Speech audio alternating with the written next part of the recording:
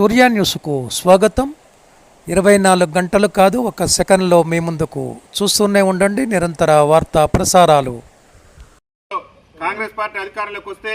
ఎవరైతే వృద్ధులు ఉన్నారో, వితంతువులు ఉన్నారో, గీతా కార్మికులు ఉన్నారో, బీడీ కార్మికులు ఉన్నారో వీళ్ళందరికీ కూడా పింఛన్ని డబల్ చేస్తాం, వికలాంగుల పింఛన్ను 6,000 రూపాయలు చేస్తామని చెప్పేసి అప్పుడు చెప్పినటువంటి రాష్ట్ర ముఖ్యమంత్రి పిసిసి అధ్యక్షుని హోదాలో అనేక బహిరంగ సభలో అనేక వేదికల మీద మా కాంగ్రెస్ పార్టీ అధికారంలోకి రావడమే ఆలస్యం. అదే నెల నుంచి వృద్ధులు, వితంతువులు, వికలాంగులు, గీతా కార్మికులు, బీడీ కార్మికుల పింఛన్లన్నింటినీ కూడా 4,000 రూపాయలు చేస్తాం, వికలాంగులకైతే 6,000 రూపాయలు చేస్తామని చెప్పినటువంటి ఈ రాష్ట్ర ముఖ్యమంత్రి రేవంత్ రెడ్డి గారు అధికారంలోకి వచ్చి ఏడాదిన్నర పాలన పూర్తయినా కానీ నేటి వరకు కూడా పింఛన్లు పెంచకుండా పింఛన్దారుల పట్ల వివక్ష ప్రదర్శిస్తున్నటువంటి సందర్భంలో మరి ఎన్నికల మేనిఫెస్టోలో మీరు చెప్పిన విధంగా వృద్ధుల పింఛన్ కానీ, వికలాంగుల పింఛన్ కానీ, గీతా కార్మికుల పింఛన్ కానీ, బీడీ కార్మికుల పింఛన్ కానీ ఎందుకు పెంచారని చెప్పేసి మన ఓట్లతో గద్దెనెక్కినటువంటి ప్రతిపక్ష పార్టీలు కానివ్వండి, ఎమ్మెల్యేలుగా, ఎంపీలుగా చలామణి అవుతున్నటువంటి ఏ రాజకీయ పార్టీ నాయకుడు కూడా ప్రశ్నించినటువంటి సందర్భంలో మరి వికలాంగుల ఆత్మబంధువుగా, గుండె జబ్బుల పిల్లల ఆశా జ్యోతిగా నిరంతరం కూడా పేద బడుగు బలహీన వర్గాల కోసం మరి ఎన్నో ఏళ్ల నుంచి గత 30 ఏళ్ల తన సుదీర్ఘ పోరాటంలో ఎస్సీ వర్గీకరణ సాధించినటువంటి గౌరవనీయులు పెద్దలు పద్మశ్రీ అవార్డు గ్రహీత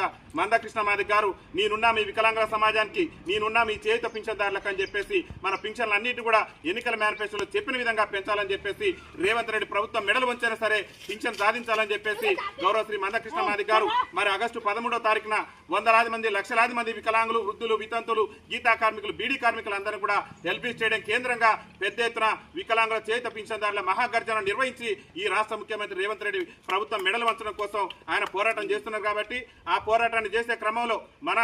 ఏదైతే యాదాద్రి భువనగిరి జిల్లాలో ఉన్నటువంటి వృద్ధులు, వితంతులు, వికలాంగులందరినీ కూడా హైదరాబాద్ తరలించడం కోసం చేయుత పింఛన్దారులందరినీ కూడా మనందరూ